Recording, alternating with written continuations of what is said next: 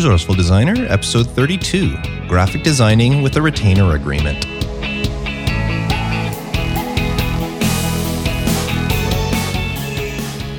Welcome to the Resourceful Designer Podcast, offering solutions to streamline your graphic and web design business so you can get back to designing. And now, your host. He has over 20 swords decorating his office, Mark DeCote. Welcome to another episode of Resourceful Designer. I got a really interesting topic to discuss with you today, and that's retainer agreements, how they work and how they can benefit your business. And as always, I'm going to have my resource of the week and my question of the week, and this week's question will be from Caitlin. So look for that towards the end of the podcast. Now, I hope you've been having a great week in your design business so far.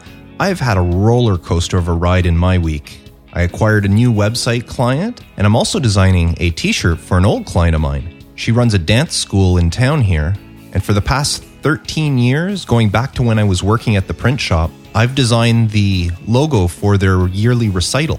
And this is a great client to work with because all she does is she gives me the theme to the recital, whatever the theme happens to be that year, and then lets me create anything I want. She never gives me any ideas. She wants it to come all from my head. So I absolutely love working on her work every year. So I started that job this week. But as I said, it was a roller coaster ride. And that's because I received a letter from a client yesterday. And let me tell you something. This is Friday morning. I was planning to record the episode yesterday on Thursday and get it out on Thursday. But I was in such a bad mood after receiving a letter from a client that I just couldn't bring myself to record the podcast in the mood that I was in.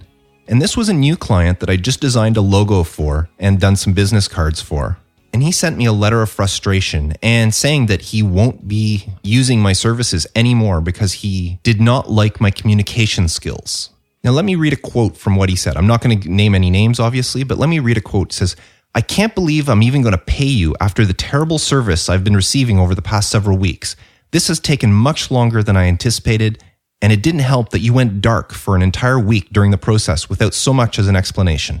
Then he went on a little bit more, and then he says, "You have set me back weeks in my business plan because of a simple little logo design that probably took you 7 minutes to create. I'll not be using your services in the future or recommend your services to any of my colleagues."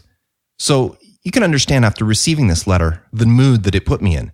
Now, the thing is he talks about my terrible communication skills and how I went dark for an entire week during the process. Now, if you've been with me for a few weeks now, you know that my brother passed away. I mentioned it on the podcast, and I took a week off to fly to Vancouver for the funeral and to be with family.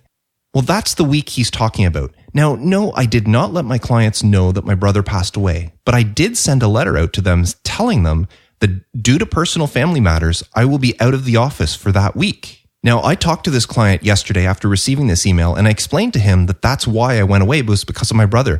Well, he said he didn't care what my explanation was. It was in the middle of his project, and he didn't appreciate that I decided to take a week off that was unplanned. And when I told him, I says, "Well, of course it wasn't planned. My brother passed away." He said, "Well, you could have let me know that." And I says, "Well, sorry, I don't normally share my personal life with my clients. I just told them that due to a personal family matter, I'd be out of the office." And he says, "Well, a personal family matter doesn't tell me anything.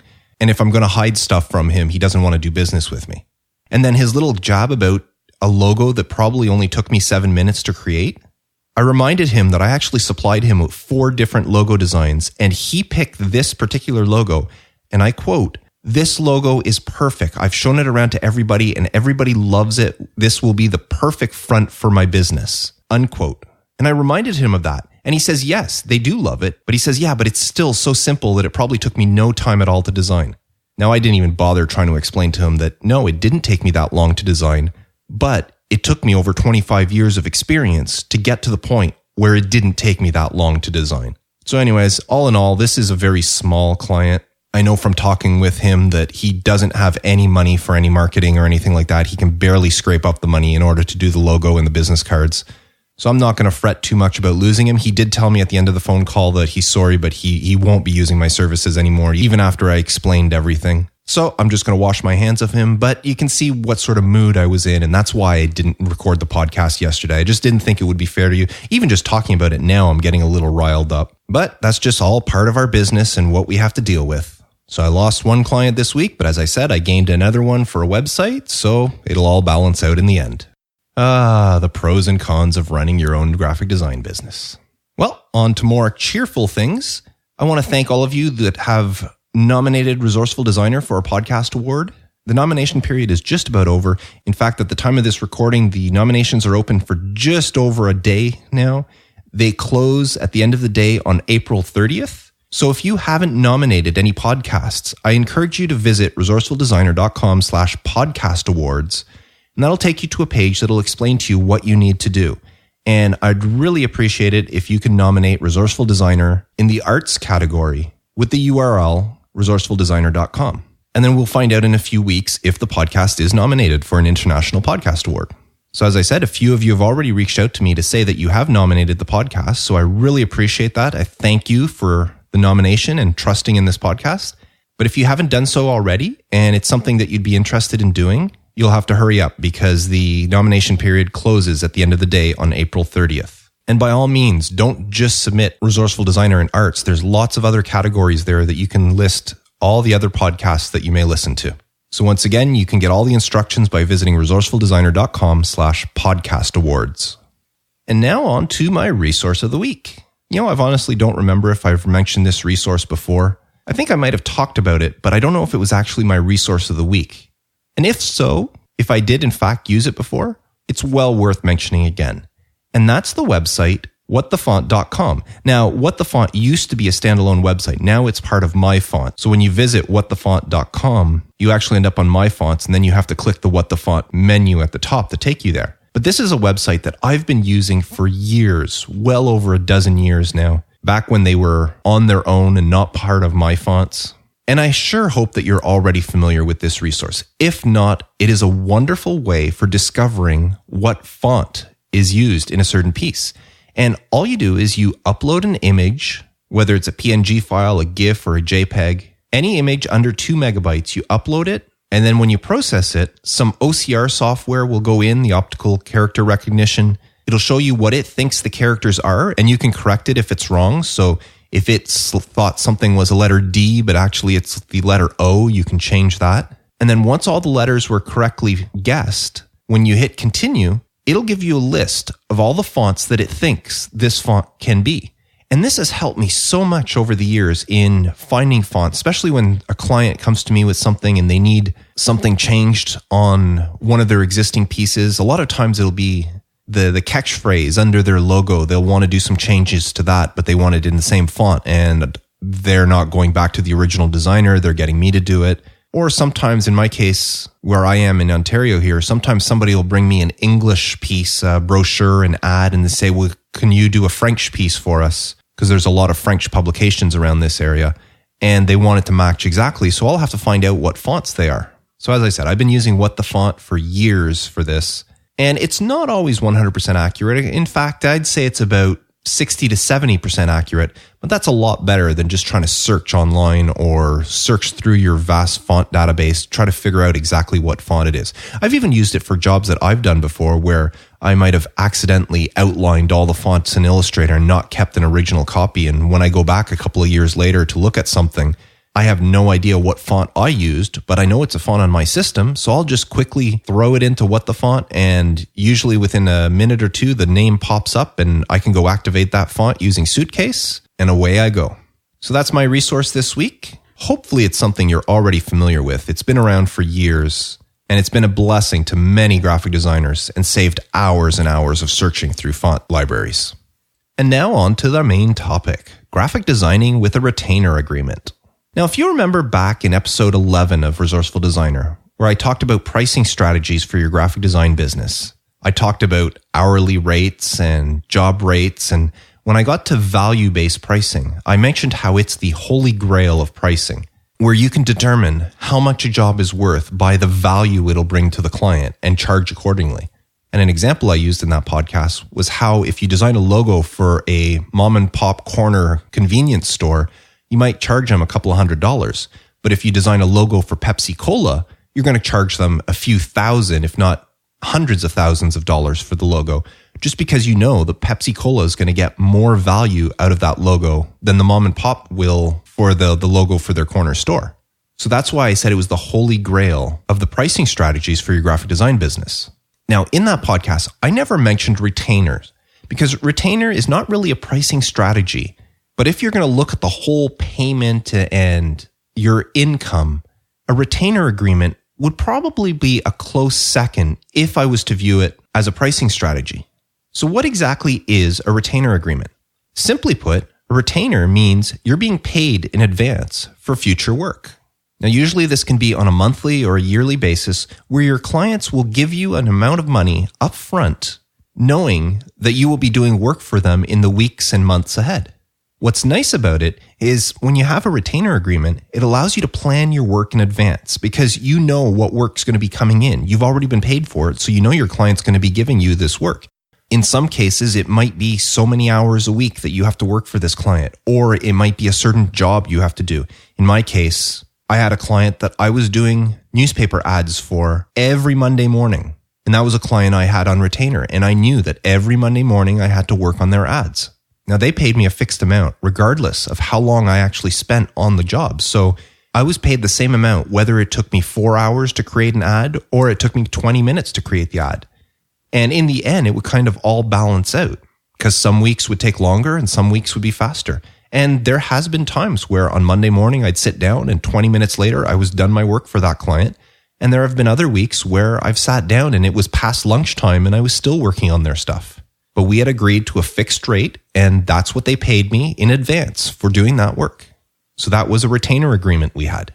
Now, unfortunately for me, that client just notified me 2 weeks ago that they were going to be ending that agreement as of the 1st of May. They've decided to change things up. And I believe I actually mentioned this last week where they went from print ads to online ads. So that retainer agreement I had with that client is now come to an end.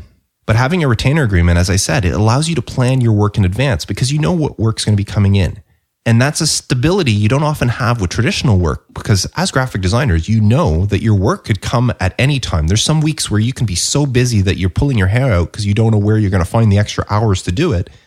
And then there's going to be other weeks where you're sitting there waiting for your phone to ring. So having a retainer, it's like having a steady paycheck. You know this money's coming in regardless of how busy you are during that week, which is really nice. Now, the other thing about a retainer agreement is it really, really helps strengthen your relationship with your clients. And I've talked to you before in episode 20 about building relationships with your graphic design clients, how important having that relationship is because you become more than just the graphic designer for them, which was also last week's topic in episode 31. And when you're on retainer, you also have that benefit of knowing that your client's not going elsewhere for work. They're coming to you for designs and hopefully for help and for a lot more. And because they're already paying you, they're going to definitely come to you for these services. So what are the pros and cons of having a retainer agreement? Well, the pros, as I said, steady paycheck. You know that on a weekly, monthly, or possibly yearly basis, you're going to get this money from a client. Another pro is you get better clients. Your little one-time clients or sporadic clients are never going to go for a retainer agreement, but your good, well-paying, usually corporate clients are the ones to go after for this. And they're usually a higher caliber of clients than your other ones. And the other pro is a lot of clients like a retainer agreement because it benefits them as much as it benefits you. Now, what are some of the cons of having a retainer agreement? Well, there could be scheduling conflicts, depending on how many retainer agreements you have. As I said, in my case, I had one where every Monday morning for the past 10 years, I was doing an ad for this client. But what if I had another client that had a strict deadline for something and I needed to work on it on Monday? Well, then I would have a scheduling conflict because I knew I had to work on this retainer's client and I would probably have to find some extra time. I might have to work on the weekend on this in order so I can save up some time for the other client that had some sort of deadline. So there could be some scheduling conflict, especially if you have more than one retainer agreement with different clients and they each are vying for your time. Another con is dependence issues. And this all comes down to how you actually structure your agreement with them. Because sometimes, since the client is already paying you and they've paid you up front for work, they think that they can depend on you for other things as well. And they'll start throwing stuff your way. And depending on how you structured your agreement, you could end up being taken advantage of and make a lot less money than you originally thought you would. Now, another con is the potential of less pay. Like, as I said, I made an agreement with a client for those ads, and some weeks I would work 20, 30 minutes on an ad, and other weeks I would work hours on an ad. But what happened if it just so happens that every week I was working 4 or 5 hours, and yet the retainer agreement we had worked out was maybe, let's say, 2.5 hours a week? Well, if the client agreed to pay me for 2.5 hours a week to work on their ads, regardless of how much time I actually spent on it, and I ended up spending 4 hours every week, I'd be making less money than I would for working with a normal client. So you got to think of that up front. And there's little clauses you have to put in your retainer agreement to allow for variations and stuff like that. And I'll get more on that later. Now, the last con I want to talk about is the possibility of relationship damage. When you have an agreement in place, you have to be very strict on following it and being there for the client. Because if you're not, it can actually damage the relationship more so than if you didn't have an agreement in place. Because this sort of contract, the client comes to depend on you. And if you can't deliver, then it could really hurt that relationship. So whenever you do have a retainer agreement in place with a client, you have to make sure you do everything you do to keep that client happy. So I've told you now what the pros and the cons of a retainer agreement are and why you might want to get into them. But what sort of work can you actually do under a retainer agreement? Well, the obvious thing is recurring work. Like I said, I was doing those ads on a regular basis. So any work that you do over and over again for a client is a great potential to be put on retainer for. Routine maintenance on a website. If your client is getting you to do something on a regular basis, whether it's just updating plugins, maybe they want you to publish their blog or something every week, not necessarily write it, or maybe they are getting you to write it. Or every week they send you updates for their event calendar for you to put in. Well, that's the sort of stuff that you can do under a retainer agreement. Instead of just keeping track and doing it as it came in, you can tell the client, listen, you want me to do this work for you on a regular basis. Let's set up a fixed amount that you're going to pay me, and I'll take care of this. And what's good about this is not only do you have recurring money coming in, your client now knows how much it's costing them every month. Instead of guessing on how much you're going to invoice them at the end of the month or quarterly or whatever the case will be, they now know upfront how much they're paying you. And sometimes that's worth taking the gamble that they're overpaying you, just knowing that fixed amount upfront. Another thing you can do under retainer agreement is cover emergency issues. You might be paid a certain amount on a monthly basis just to be there in case somebody needs you. Now, this can be great type of work because you get paid and you might not be called upon at all. But when they do call you, you have to be there for the client. Now, a lot of times this will work mostly with web clients.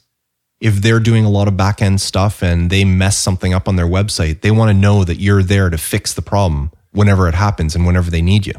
And another thing you can do is just consulting services. Maybe you're going to be there for your client just in case they need something or they need your advice.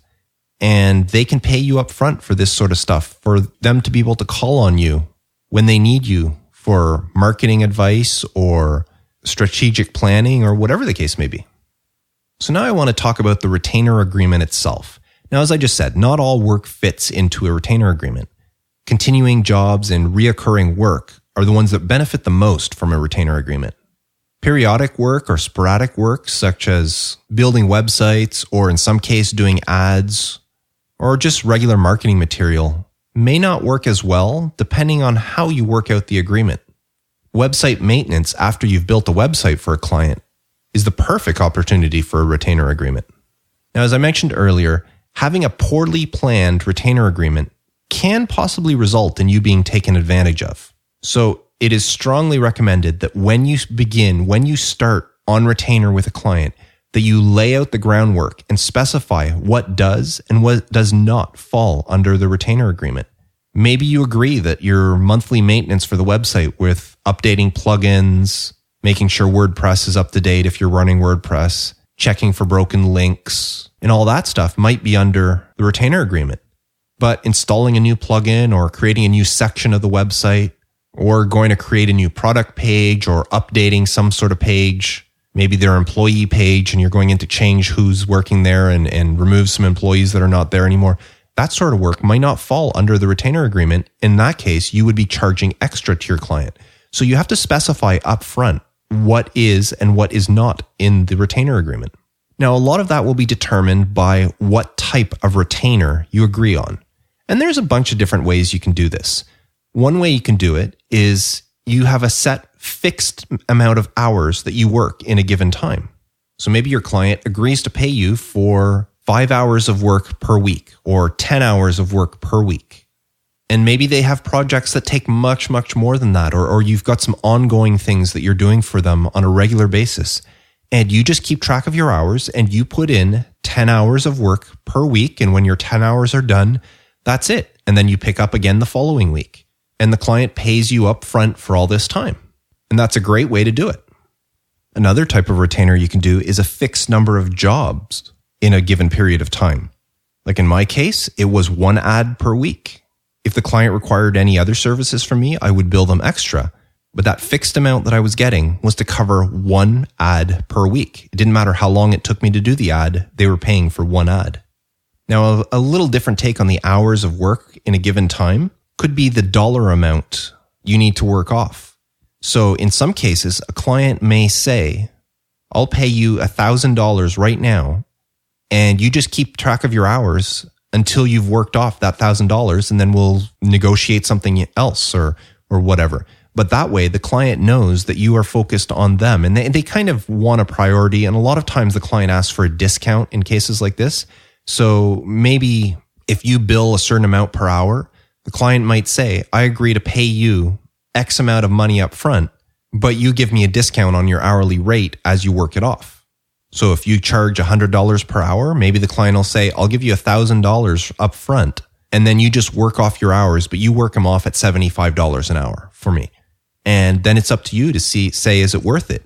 Is it worth lowering your hourly rate in order to get this guaranteed income where they will pay you this up front, and you now have the money in the bank and you just need to work off the time? Or do you take the chance and not enter a retainer agreement with the client and take the risk that they might take some of their work elsewhere? If they've paid you up front, they're not going to go elsewhere for design. They're going to come to you. Another interesting type of retainer, and I've actually had a client do this for me quite a few years ago, is a preferential treatment bonus.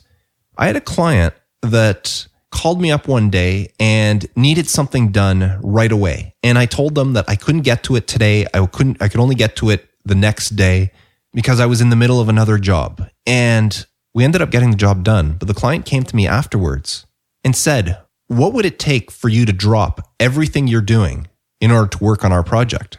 And we came to agreement that they paid me a certain amount every month just so that they would get preferential treatment from me if they needed me. Now, it wasn't a big amount. It was just a couple of $100s a month. But the agreement was that if they called up and they needed something, I was to drop all other work I was doing and focus on their work. And most of the time this worked out fine because they weren't big jobs. A lot of times they were just quick, easy, and dirty little jobs that they needed done, like, fix this or update this, but they wanted it done right away. Now, there were a few times where it did cause issues where a project I was working on and all of a sudden they called and they needed something done that took a few hours. And it just meant that I was working very late into the evening, which I don't normally do, to finish the work that got bumped because of some deadline or something. But then there was also some other months where the client never called me for anything at all. And yet they still paid me that preferential treatment bonus, as they called it. And I got that money whether they needed my services or not. Now that lasted a little less than a year. And I actually ended up firing that client myself. And I talked about that way back in episode 5. Don't compromise your principles for your design business. Because that was the client that wanted me to design something that I thought was unethical and I refused to design it. And they said, if you don't design this for us, we're going to take all our work elsewhere. And I had to put my foot down and says, no, I wouldn't design what they wanted me to design. So they were a really big client. And as I said, I was getting this preferential treatment bonus from them. But that all ended when I ended that relationship. If you want to know more about that, go listen to episode 5, where I talk about this client and how I ended the relationship with them. And the final type of retainer I want to talk about is just being on call. And that's not necessarily the same as a preferential treatment bonus. As I said, that was a bonus. They were paying that money to me just so that I would do the work. I was still billing them for the work I was doing, the money they were giving me as the preferential treatment bonus was on top of what I was billing them at my regular hourly rate. We were not on a retainer for anything else. They just wanted to make sure that if they did call me, I would drop everything and work on their stuff. But you can be on a retainer where it's just being on call. And I've never had one of these myself, but I do know another designer that he gets paid a small amount monthly from a company that sometimes they have their own design department, but they often will get overwhelmed. And they pay this guy I know a small amount every month just to be on call if they need him. Now, in this case, he actually has to go into their office and do the work there. They don't want him to do it from home. And he could be called in at all hours of the day because they actually have a 24-hour shift running. But he gets paid a little bit every month just to be on call in case they need him. And he's told me that there's sometimes been 3-4 months go by that he didn't receive a single call from them, but he still got paid. So those are different types of retainers that you can set up. There's lots of other ways as well, but those are the most popular one. Now, one last thing I want to talk about these different types of retainers and just go over them quickly again. There was fixed hours of work in a given time period, fixed number of jobs in a given period, the fixed dollar amount you needed to work off. Then there's the other two, preferential treatment and being on call. But the fixed hours, fixed number of jobs, and fixed dollar amount, usually the time period will be either a week or a month or sometimes a year. But you have to write it into your agreement what happens if you don't use that all up, or what happens if you go over. Like if you have a fixed amount of hours in, say, a week, the client agrees to pay you for 10 hours of work per week. Well, what happens if you take 12 hours or 14 hours? It has to be in your agreement that you're allowed to charge them for the extra hours at your normal hourly rate. But you should also have in your agreement, but if they're paying you for 10 hours of work per week, and yet they only use you for 8 hours, the extra 2 hours shouldn't carry over to the next week and allow them 12 instead of 10. It should be in your agreement that at the end of the agreement period, like whether it's weekly or monthly, everything resets to 0. Same thing for the fixed number of jobs.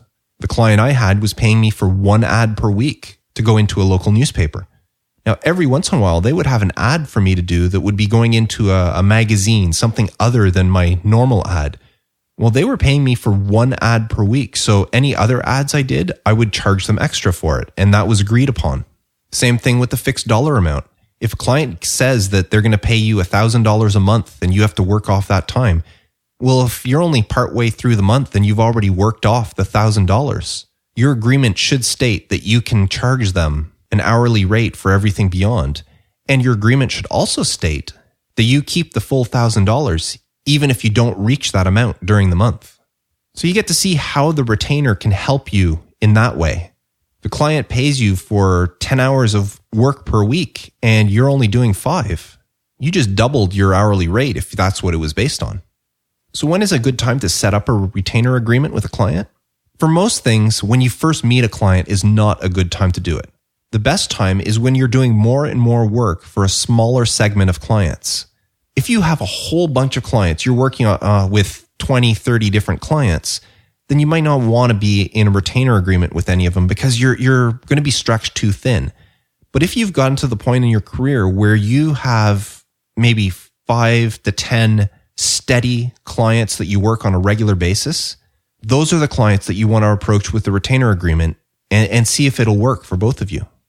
Now, with the smaller clients, depending on what it is, it's anytime you do any recurring work. And most popular out of all of that is website maintenance. When you design a website for somebody, you probably get paid some sort of fee for designing the website, but then you can charge them a monthly fee. And usually this would be a retainer. They would pay you in advance for what you're going to do for the month. And it would be a fixed amount that they would pay you. Now, obviously, when it comes to dealing with clients and approaching them for retainer agreements, the larger the client, the easier it is to sell the idea on because it doesn't affect their budget as much as it does smaller clients. A small one-person operation that's running on a day-to-day basis is not going to want to put out $200, $300, $400, $500 a month for your services if they don't think that they're going to be able to use up all those services. But a large client that has a large marketing budget would probably look at it favorably because they know ahead of time exactly what it's going to cost them. So how do you approach the client? Well, there's a few things you have to do. First of all, as I said, this is best to do with clients that you're already familiar with, you're already doing work with. And the best thing to do is first remind them how dependable you are and remind them of the work that you've done for them and how it's benefited them. Remind them of how much money they're already spending with you. And then come up with some sort of monthly retainer that you can both agree upon that works in both your favors. You can also vary the commitment terms, whether it's on a weekly basis, a monthly basis, or a yearly basis. And a good thing to do is set up a term with a client. Say, let's do this on a monthly basis, but if they want to commit to a longer term, you can give them a bonus. What I mean by this is if you say you're setting up an agreement with a client and say it's going to cost them $500 a month for your services, you can say, but if you book 6 months right now, I'll give you a 10% discount, or book 5 months and I'll give you the 6th month for free. Give them some sort of bonuses if they're going to do this long term, because then it means to you that you're guaranteed that income for 6 months and you can bill them on a 6-month basis, or you get them to pay for the whole thing up front. You could tell a client that you're going to charge this amount per month, but if you pay me for the full year, then you get a discount off the full price, because that way the money is in your bank. Now, obviously, when you are pitching the retainer agreement, you want to include some sort of required notice to cancel. So if your client decides to cancel it, it should be specified in the agreement that you need, say, 30 days notice. So that way, say you're being paid the first of the month and on the 25th, your client decides that they don't want to continue with this. They need to give you, say, a 2 weeks or a 1 month notice, which means that they still have to pay you the first of the month. They still have to pay you the following week for that month, and then the agreement will be over. So you're not sitting there a couple of days before you're expecting to be paid and all of a sudden be told that money isn't coming in. So you have to have some sort of required notice to cancel, and that could apply to both of you. You should be doing the same thing. Just in case for some reason it's not working out with the client, you have to have an out in your agreement saying the same thing, that you will tell your client that after such and such a date, whether it's a 2-week period, a 1 month period, that you will be ending the agreement yourself. And that could be for various reasons. Maybe you're not happy dealing with the client. Maybe you're changing your business structure. Maybe you're retiring and you're closing up your business and you need to be able to tell them in advance. Now, another thing you can offer in the retainer agreement is benchmark reports. And this is great for websites and stuff, where if you're doing work on a retainer basis to help them, not just doing updates, but say you're helping them with their SEO and with their sale funnels and all that stuff, you could show them some reports on how month over month the traffic on their website has increases, their conversion rates have increased, and show them what they're actually benefiting by having you on retainer. So once you've pitched the idea and your client has agreed to a retainer agreement, the details you need to include in the agreement are the amount you'll receive and the amount of work that's expected of you. So are you going to receive $500 and be expected to produce one job? Or are you going to be expected to work off that $500? Or are you expected to supply so many hours of work? So that's definitely the first thing, is how much you will receive and the amount of work and how they expect to deduct that from the amount you're receiving. You should also include the date that you are to be paid and how often. Are you being paid the first of the month? Are you being paid weekly? Are you being paid yearly, quarterly? How often are you going to be paid? And on what date are you going to be paid? And that way you can keep track that, okay, they've missed their payment. There's something up here. How much work and the type of work that is expected of you. If you're setting up a retainer agreement for website maintenance, you have to specify what maintenance actually is. To you, it might mean one thing, but to your client, it might mean something completely different. So put down in writing exactly what that is. You should also include how much notice you required for said work. When a client contacts you for work, is that part of the agreement that you drop everything else you're doing to work on your client's work? Or do you set it up in the agreement when the client contacts you, you will begin work within 24, 48 hours? So that has to be set up. How much notice you require for said work. You also have to put in the agreement what happens if you go beyond the agreed upon terms. If they'd have agreed to pay you for 10 hours of work and you work more than 10 hours, you should be able to bill them for that additional time. Now, I would suggest you not discount this, because then the client's just going to take advantage of you and who cares? They're still getting a discount. If you don't discount it and the extra hours, you charge them at your full rate, then what you can do is you can renegotiate your contract at some point especially if they're going over on a regular basis and say, listen, you're paying me 10 hours a week, and yet I'm regularly doing 12 or 14 hours and I'm charging you extra. So why don't we just adjust the retainer for 14 hours per week or 15 hours per week? And then it'll save you money in the long run. This is what you're telling your client. Now, what it does for you is all of a sudden you're guaranteed that extra work. So if by chance 1 week you don't do it, now instead of being 10 hours, you've got 14 hours to work with. So if they do give you the 10 hours, you've got 4 hours bonus there. The other thing that you have to include in the retainer agreement is who pays for expenses incurred while working for the client.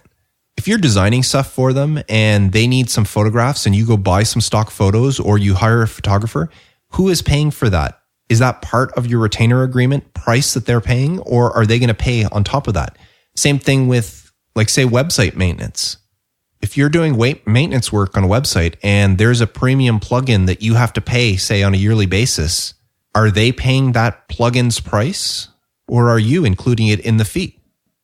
Make sure you include in the agreement that there's no carryover if the client doesn't use up all the agreed upon time or amount during a given period. There's no banking or accumulating or carrying over anything. If at the end of the given time period, the end of the week, the end of the month, there's still time remaining or money remaining, it does not carry over. Everything resets to zero for the next time period.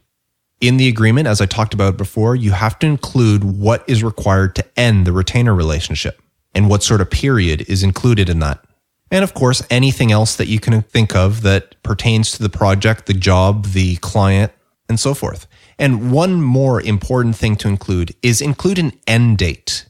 If you are going to agree to do this for, say, on a monthly basis, well, put in the agreement that the agreement ends 1 year from now or 2 years from now or whatever. Or you can also call it a renegotiation date. So say you set up an agreement and the client's going to pay you X amount of dollars per week to do the work. Well, a year from now, you can renegotiate. Maybe you've decided to raise your rates, and a year from now, the $500 per week that the client was paying you, now you're going to want $550. And it's up to the client if they want to continue the agreement at the new price. So either set up an end date or a renegotiation date so you can have scheduled points where you can raise those rates if you need be. So I think I've covered everything I wanted to cover here about retainer agreements. They are great for your business. I've had several clients with them over the years. Right now, at the time of this recording, I don't have them anymore. As I said, my last one just finished a couple of weeks ago. The client let me know that as of the 1st of May, our agreement will be over. So I currently don't have anybody on retainer right now. But I am actually using suppliers on retainer. And this is something else that I hadn't really thought about discussing, but it just popped into my head right now, is you can set up something with your suppliers. It doesn't have to be just you and your clients. You're the supplier to your client, but you're with your suppliers. I have a printer. Actually, it's the printer I used to work at. I have an agreement with them that if I need any digital copies, like on a digital copying machine, I've got a printer here, but it's just a small office printer. If I need any flyers or posters or anything done for a client, they have a tiered rate there. So if you go in for one copy, it's going to cost you, to be honest, I don't remember, but let's just give you an example. If you go in and you get one letter size copy, it's going to cost you 99 cents. If you get 10 copies, they're going to cost you 89 cents each. If you get 50 copies, they'll cost you 79 cents. If you get 100 copies, they'll cost you 69 and so forth, down to, I think their cheapest is 39 cents a copy if you get over 1,000 copies or something like that. And as I said, I'm just making up these prices. This isn't the actual prices they have. But what I've done is I paid them $1,000 in advance to guarantee the lowest rate, regardless of the number of copies I get. So if I need 10 copies of something, they're going to charge me, or they're going to deduct from my $1,000 that I've paid them. They're going to deduct the price as if I was getting 1,000 copies or more. And the reason I did this is now I can have clients who I design a poster for, and maybe they need 40 posters to put up around town. Well, I can charge the client the price that it would actually cost them if they went to the printer for 40 posters. I charge that to my client, but when the printing shop charges me, they charge me the rate as if it was 1,000 posters. So depending on it, I can make 20, 30, 40 cents per poster, whatever. It's not a whole lot, but in the long run, the $1,000 I paid up front ends up almost doubling in income by what I turn around and charge my clients. So make sure you look at the retainer agreement in that way as well, where you can maybe pay your suppliers up front in order to get preferential treatment or preferential prices from them. So that's a little bonus that I hadn't really considered sharing with you. It's just popped into my head here as I was finishing things off. But to close off this discussion, I just want to remind you that when you set up these retainer agreements, it's really nice to see this money. It comes in on a regular basis and you get this work, but don't get complacent. It's very nice to see this as a regular paycheck. But as I can attest to, just a couple of weeks ago, I lost the client, or not, I didn't lose the client. I lost the retainer agreement that we had where I was doing these ads for them. And I'd been doing these ads for close to 10 years on a weekly basis. And all of a sudden I lost that steady stream of income. It wasn't a lot of money, but it was guaranteed that it was coming in. So don't get complacent while working on retainer. You need to keep looking for other work. That's one of the things that designers happen to sometimes is if they get 3, 4, 5 clients on retainer, and when you calculate the amount they're getting, it's steady enough that they figure, well, I don't have to go look for other work. You got to remember that if a client ends this agreement, there goes part of your salary. So even when you have several clients on retainer agreements, never stop looking for new clients. So that's it for this week's discussion. Now, as I mentioned at the beginning, I do have a question of the week. In fact, I've got a whole bunch of questions of the week for the next few episodes of the podcast. Questions were very scarce there a month or so ago, but it seems that more and more people are sending in stuff, so I'm keeping track of them. If you sent in a question and it hasn't been answered yet, don't worry. I've got them in a queue to come up. I'm only answering one per week, and this one comes in from Caitlin. And a very appropriate question for this week's topic. She says, I've been lucky enough to gain my first handful of web design clients, which is extremely exciting. But as each contract comes to a close, I'm always flooded with a variety of other services I know I could offer the client, such as content marketing designs or ebook designs. How would you recommend turning web design clients into retainer clients? Even if the retainer is simply website maintenance, I'd love to hear your thoughts on the subject, how you've handled this issue in the past, and what services you tend to offer your clients as a long-standing basis after the website design is complete. Well, thanks for that question, Caitlin. And as I said, very appropriate. I did not plan this. It's just Caitlin's question was the next one in the queue, and it falls right along with today's topic, which is a nice little bonus. First of all, congratulations on landing your first handful of web design clients, Caitlin. I remember how exciting that time is when you're starting off and you're getting your first few clients. It's such a wonderful feeling. Now, what I suggest to you is the best time to discuss this stuff is not when your contract comes to a close, but when you're actually negotiating the contract up front, especially when it comes to web clients. Whenever I'm discussing, I always have separate contracts that I get them to sign. And whenever I'm discussing a web project with them, whether it's a small website, a large website, I always discuss the ongoing maintenance of the website afterwards, right from the get-go. And I let them know what is required and that a website, it used to be fine 10 years ago where you would build a website and then you would just leave it there and nobody would touch it for 2, 3, 4, 5 years. There's some websites you see out there that you know were built over 10 years ago. And yet, other than being completely outdated, there's really nothing wrong with the website. But nowadays, the way things are changing, websites need to change on a regular basis and be updated.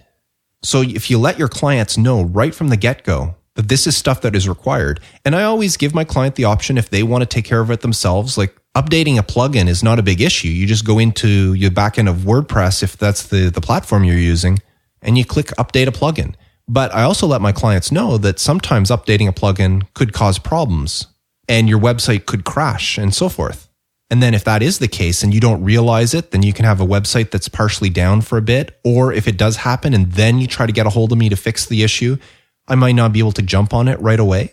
So I often explain to the client that if you set up a maintenance agreement, I don't call that one a retainer agreement when I'm dealing with a client. I call it a maintenance agreement.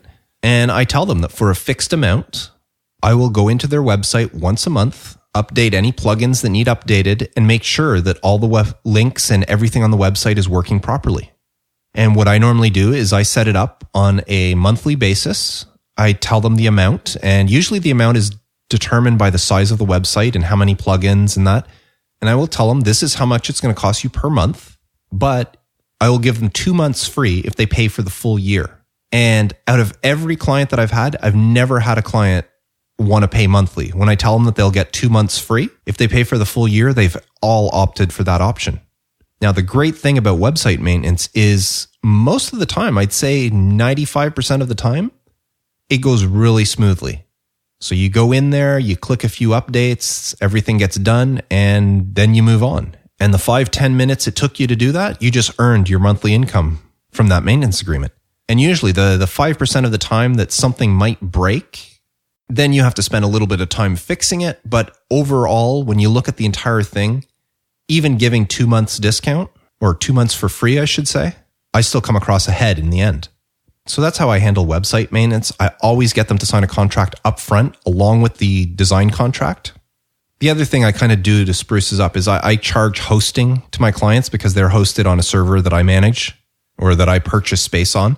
So if they sign up with a maintenance agreement, then I tell them that part of the maintenance covers the hosting costs. So I don't charge them extra for the hosting or the domain name if I'm managing the domain name for them. But as far as other jobs go, a lot of that just comes to the communication and the relationship you build with the client.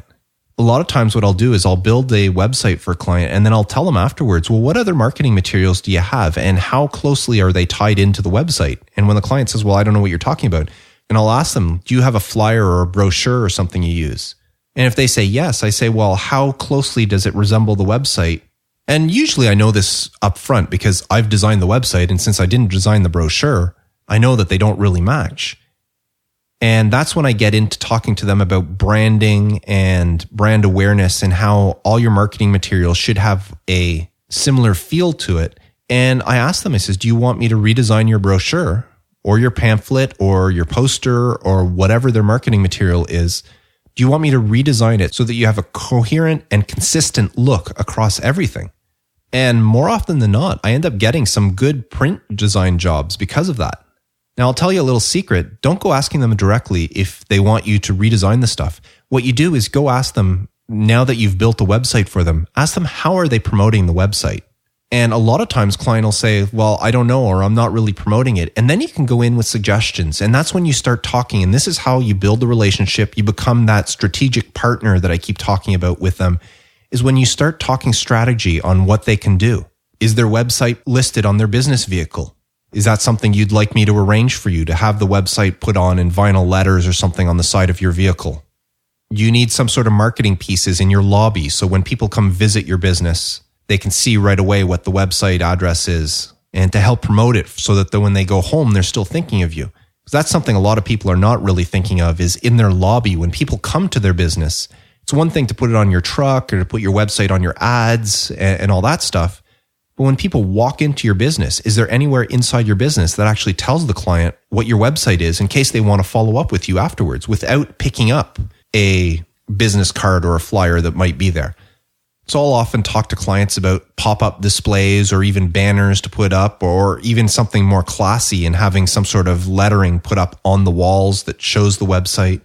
And even if they don't agree to any of this stuff, just the fact that you're discussing it with them and you're strategizing with them, it helps build that relationship in which they may come back to you. And if you suggest all these things and then remind them that you do more than just build websites, unless that's all you do. Some designers, that's all they do is websites. But even if that's the case, then remind them that you may be able to do SEO for them. You may be able to design sales funnels if they sell anything through their website. A great thing to do is ask them about their social media presence. You just built a website for them that has a special look just for them. Well, what about their Facebook group, Instagram, Twitter, if they have all that stuff? Do they need you to design those so that they're all coherent with the website? So that's another great one. If you're just doing web design, then it's very easy for you to design stuff for Twitter, for Facebook, and for whatever other social media platforms, maybe Pinterest. Design the banners and the avatars and all that stuff for the rest of their social media so that it matches the website. And then the last thing I want to tell you, Caitlin, is just follow up with the clients. If you haven't heard from them in a couple of months, send them an email. Ask them how they're doing, if they're enjoying the website. Is there any other service that you could do for them? One great thing you could do is mention something else. If you have a client that you built a website for, and then you took care of all their social media graphics and such, maybe reach out to another client that you did a website for and just say, hey, how are you doing? You know, I was thinking of you. I looked at the website just to make sure everything was okay. And I was wondering if there's anything else you might need. I just finished creating all the graphics for some other company's social media in order to tie it into their website. And I was wondering if that's something you might be interested in. Or you can mention something how you designed a postcard for a company in order for them to promote their website, and they saw a 200, 300% uptick in traffic after sending out the postcards. Is that something you've considered? And would you be interested in discussing it with me? I've talked about it before in the podcast, Caitlin, where clients, a lot of times, they hire you for one job and they don't know what else you do. Actually, the very second episode of Resourceful Designer is entitled, Do Your Clients Know What You Do? And I talk about this, how when a client comes to you for a website, they don't think, okay, well, this person also does business cards, flyers, posters, social media, graphics, web banners, and all this stuff. They just know that you do websites. So it's up to you to inform them and to educate them on what it is you can do. And that's all part of building the relationship. So I hope that answers your question, Caitlin. And I hope you got a lot about this episode just talking about working on retainer as a graphic designer. Now, next week's episode will be a surprise. Not because I have anything special in store for you, just because I honestly haven't decided what next week's topic's going to be. Normally, I know what the next week's going to be before I record the current week's topic. But I have a few ideas in mind and I just haven't settled on which one it'll be. So next week's podcast topic will be a surprise. Now, before I go, I want to remind you about the podcast awards. You have until April 30th to nominate Resourceful Designer in the arts category. And for all instructions, you can visit resourcefuldesigner.com/podcast awards. And don't forget about my resource of the week, which is whatthefont.com. A great way to discover what font was used on whatever piece you've been given by a client. So that's it for this week's episode. If you want to reach out to me, I'm available on Twitter at ResourcefulD. My Facebook page is facebook.com/resourcefuldesigner. And if you have any questions for me or any comments about the podcast, please feel free to use my feedback form at resourcefuldesigner.com/feedback or send me an email at feedback@resourcefuldesigner.com.